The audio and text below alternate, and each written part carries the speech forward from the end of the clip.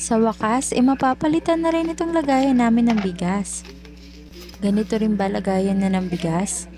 Pwes, mag-ipon ka na at bumili ka na rin neto.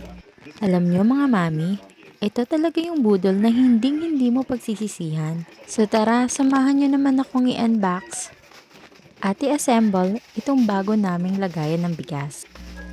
Sobrang nakakatuwa at nakaka-excite talaga yung na kahit papano ay nakakabili ka na ng paunti-unti ng gamit nyo sa bahay.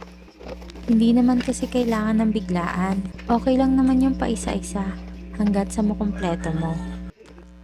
'Di ba? Sobrang nakaka-excite talaga at nakakatuwang isipin na kahit papano may na-invest ka o may nabibili ka.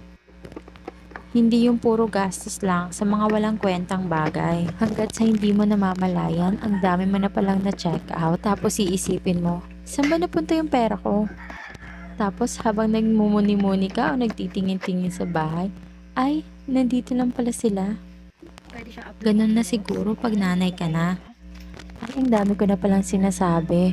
O siya, kung gusto mo neto, lagay ko na lang sa yellow basket. At dun ka na mag-check out. Huwag mo nang patagalin ha. Bye!